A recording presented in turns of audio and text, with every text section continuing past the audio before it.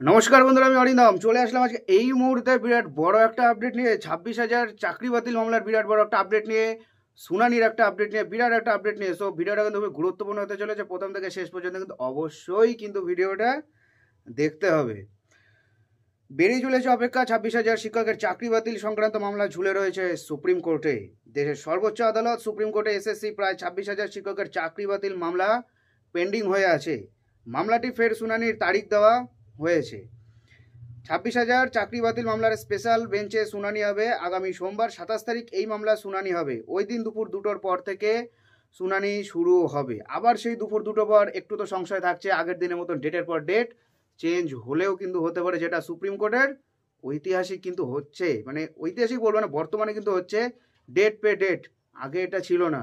আমি কিন্তু বর্তমান লাস্ট 2 বছর থেকে সুপ্রিম কোর্টে শুধু দেখছি ডেটের পরে ডেট দেওয়া। সুপ্রিম কোর্ট খুব ভালোভাবেই শিখে গেছে। এসএসসি মামলার পাশাপাশি ওবিসি সার্টিফিকেট বাতিল মামলারও শুনানি পিছিয়ে যাচ্ছে।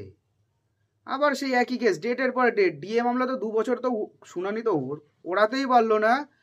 আবার আছে ওবিসি মামলা, তার ডেটের পরে ডেট পড়ছে, যার জন্য আমাদের মাননীয়া দরদিয়া মুখ্যমন্ত্রী শ্রীমতী মমতা ব্যানার্জি কিন্তু বলছে আমরা নিয়োগ দিতে পারছি না, লক্ষ লক্ষ চাকরি দিতে পারছি না।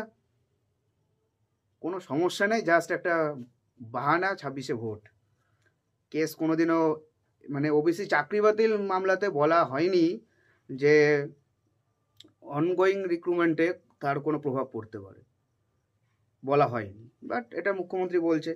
যদি না হয় তাহলে ডব্লিউবিসিএস কেন হচ্ছে, পিএসসি কেন হচ্ছে? তাহলে এগুলো কি সরকারি চাকরি নয়? মাস্টারমশাইয়ের চাকরির ক্ষেত্রে কেন সমস্যাগুলো হয়? প্রশ্ন তো থাকবেই। তবে শুনানির বারে বারে পিছিয়ে যাচ্ছে। বারবার এইভাবে শুনানির তারিখ পরিবর্তন হওয়ায় হতাশা কিন্তু দুই পক্ষই। এসএসসি মামলাটি নির্ভর করছে 26,000 শিক্ষক ও শিক্ষাকর্মীর ভবিষ্যৎ। এর আগে চাকরিহারাদের স্কুলে ফেরানোর রক্ষা কবচ দিয়েছিল শীর্ষ আদালত। 2016 সালে 22 এপ্রিল নিয়োগ প্রক্রিয়া সম্পূর্ণভাবে প্যানেল বাতিল করে দিয়েছিল কলকাতা হাইকোর্ট।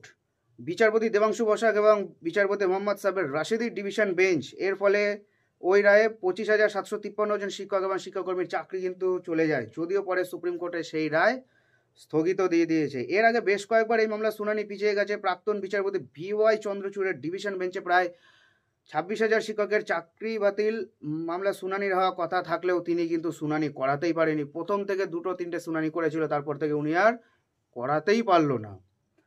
প্রসঙ্গত উল্লেখ্য, 2016 সালে 22 এপ্রিল নিয়োগ প্রক্রিয়া সম্পূর্ণ প্যানেল বাতিল করে দেয় কলকাতা হাইকোর্ট।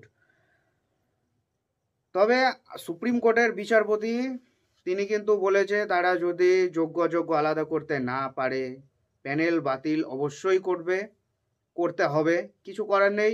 রাজ্য সরকার তাদের কোনো প্রুভ করতেই পারছে না যে কে এর মধ্যে ঠিক আছে, কে এর মধ্যে ভুল আছে। রাজ্য সরকার এক এক ধরনের নথি দিয়ে যাচ্ছে, কোনোটাই তো প্রথমে নেই। যেটা স্ক্যান কপিগুলো আছে সেগুলো হলোকে মানে ডুপ্লিকেট করা, টেম্পার করা, কিছুই নেই, কোনো ডকুমেন্টস নেই। সেগুলো আবার টেম্পার করে রেখে দিয়েছে।